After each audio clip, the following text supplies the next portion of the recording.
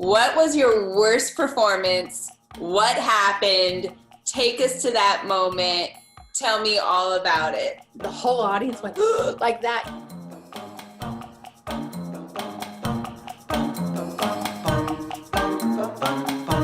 Hi everyone, it's Maria Konrad here, and I am back for part 2 with the beautiful Susan. How are you? So happy to be here again. Very happy. For part 2. Okay, you did amazing on the speed round, and now we're just gonna chat, just some girl chat. What is the greatest lesson dance has taught you? I think the greatest lesson is that the more you focus and are, I would say the more you focus on something, the more it reveals itself to you.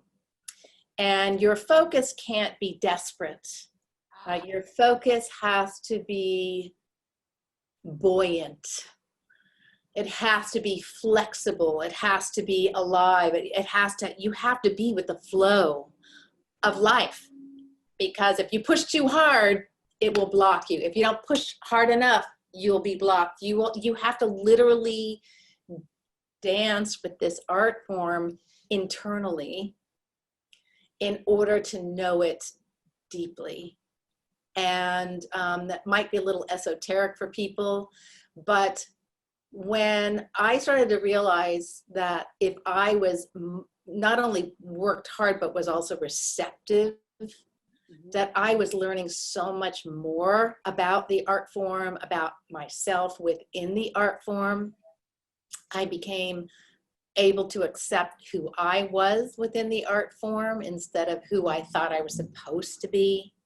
And that acceptance is very deep. It's not like, oh yeah, I accept that. You know, it was very deep, and that required literally an ability to listen and a strong need to know something deeply.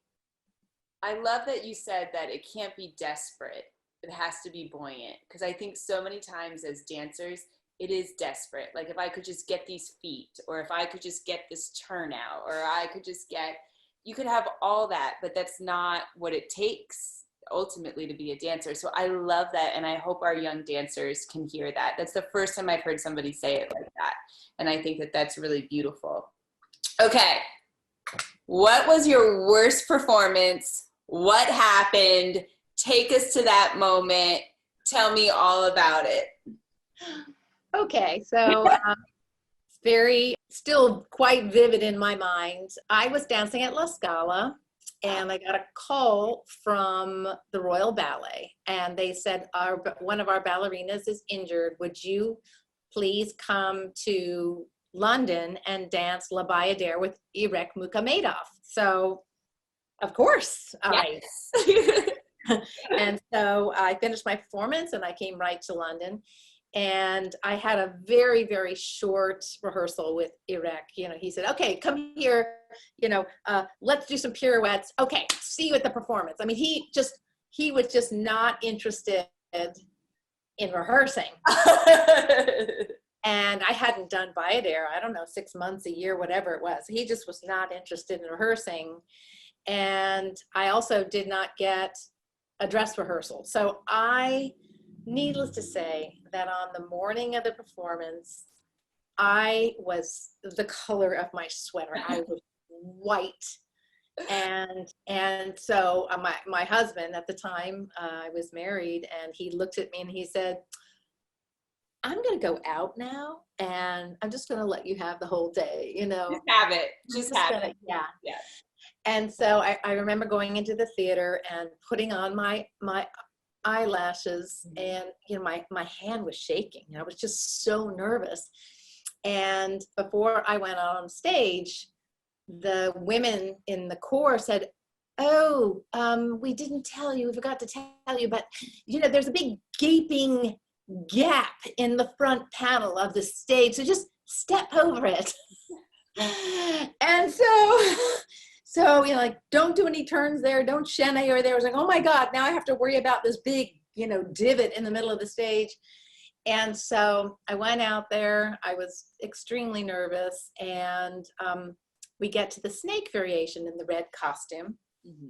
And at the Royal, they have a slightly different style of that costume. Mm-hmm. They had these beautiful ribbons that went from the knee, and then these ribbons kind of came out and went to the ankle.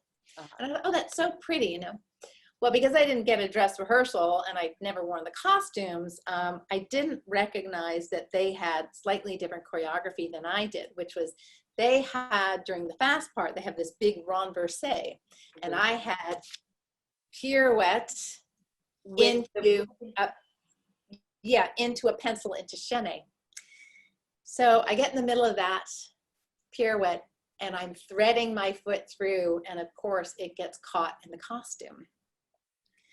And I just went splat. I mean, I was in the splits, staring at the audience, and, you know, the whole audience went like that, you know. And so I said to myself, oh my gosh, like, of all the things that could have happened in this performance, it had to have been the costume. Like, out of all the things that could have happened, it had to have been the costume. And I'm sitting in the split staring at the audience. And I was just kind of disgusted with, you know, the fact that it had to be the costume. So I got up and I finished the variation. But by the time I got out into second act, I thought that was the worst that could happen. So I was so relaxed. Yeah. So I would have to say that was one of the worst things that happened to me on stage. Oh my gosh. And when it's happening, it feels like slow motion. Oh yeah, right? Absolutely. It felt like 10 minutes long. Yes. Oh my gosh, I want to see that costume now. Okay. Aside from dance, do you have any other passions?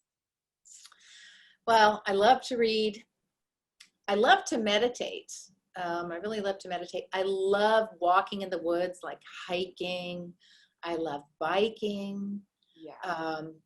And I was just looking through some of my stuff the other day, and I actually used to paint a lot when I was on holiday. I loved watercolors, and I thought, oh, I was pretty good. I'm going to start that again. I'm going to start watercoloring. So yeah, and I love cooking too. Well, mostly as of a couple of years ago, but now, especially during the pandemic, you know, I'm cooking a lot. So yeah. So I believe in life, we get to where we're supposed to be at that certain time, right? So you came to North Carolina School of the Arts, which I'm sure you never expected, like, I'm going to be a dean of a college dance program, right? At all. Not at all. But when we talked about it when we were on the road, you were like, I'm enjoying this, you know? What do you think that you took from that time and the lessons that you had while you were there? I really recognize that one of the most important things that I could do is to bring a really high standard, mm-hmm. And bring the high standard to the students, bring a high standard to the faculty, but also to be supportive of the faculty. Yeah. And to create an environment where growth was the natural culture, and that it shouldn't be scary, and nobody should feel judged just because we're all just trying to get better, right? I mean, nobody's perfect. So that was really important, and also to be the anchor for, you know, because people can get, you know, tumultuous at times. You know, there are things that happen, like a pandemic. Yeah. And to be the anchor for a group of people, which I took very, very seriously. But on top of all that, I got to do a lot of programming. I got to do a lot of strategic plans. I created a choreographic institute. I, you know, did a lot of fundraising. I met a lot of amazing people. And so it also just gave me a deeper ability to organize, because you had to, in order to be able to do all of those things well. And I actually learned how to write, because, you know, I didn't really, I mean, of course you write letters and everything, but I had to write a lot. As grants and deans and provosts, the whole thing. Yeah. And I appreciated sort of having to do that. So, yeah. But did you go to the Waffle House in Winston-Salem? No, I skipped that one. I didn't. But I did eat pancakes in Winston-Salem at Mary's Diner and also the Toastery. So I love it. Yeah. No, I remember that. I came to visit North Carolina School Year. I think it was right before spring break, so you were gone. But I remember feeling the vibe of the students, like we are working and we're happy to be doing that. So thank you for that, which you don't always find in a college dance program. So thank you for that. I think that's amazing. I must have been at the YGP at that time. If the students we had like flopped. I think Mr. Marks had come and like we had flopped through there. But yeah. I did the YGP in Pittsburgh and I loved the building. I loved teaching there. I loved Pittsburgh. It was really, really phenomenal. I loved it. Yeah. Okay, what is your favorite variation of all time? Oh my God, of all time? Of all time. Of all time. Oh gosh. I mean, I loved all of them. It's very hard to choose because you're not only doing a variation, dancing a variation, but you are a human character dancing that variation. And so that variation is an expression of the internal being of that character. Okay, so let me be politically correct and meet you halfway on this. What are some of the favorite roles you got to dance? Okay, that I can answer. Okay, fair enough. Okay. I loved La Bayadere. I really loved La Bayadere. I loved Kitri. I loved Tatiana in Eugene Onegin. I loved Manon. Mm-hmm. Swan Lake. How can you not love Swan Lake? Right. I had a love-hate relationship with the Sleeping Beauty. And those are good ones. Yeah, no, I loved so much. Oh, and I also loved, this is very odd, I loved dancing Agnes DeMille's Fall River Legend, which was about an axe murderess. That was really cathartic, yeah, because I really like to study the characters and I like to study the inner workings of them. And so that was really... And her choreography is very intellectual with counts and shapings. It's not just a moving feeling sort of thing. It's very intellectually done in there. Oh my gosh. Okay. And then do you have a favorite dancer that you looked up to when you were studying? So this is a wonderful story. So when I lived in Maryland, which was right next to Washington, D.C., where the Kennedy Center was, and ABT and everybody would come and dance there when I was a child. And so my mother loved the ballet, and she would always take me to the ballet. And I got to see, I was probably about 10 or 11 years old, and I got to see Cynthia Gregory dance Swan Lake. And I don't know if it was with Rudy, I can't remember. It probably was Rudy. And Cynthia exited in the second act. The exit was a struggle between, trying to break free, but she wants to stay with the prince, but the Rothbard is pulling her away. And it was one of the most exciting dance experiences I have had up until now. I mean, the whole audience started screaming and stamping and applauding wildly, and we all stood up, and I had tears streaming down my face. And it was Cynthia. And I remember my little 10 or 11-year-old brain saying, I want to be Cynthia Gregory. Yeah. And so when I joined ABT, I was up in Studio One. I walked into Studio One, and who was standing very elegantly by the grand piano was Cynthia Gregory. And there was nobody else in the studio. And I just sort of stopped in my tracks, and I looked at her, and I told her this story.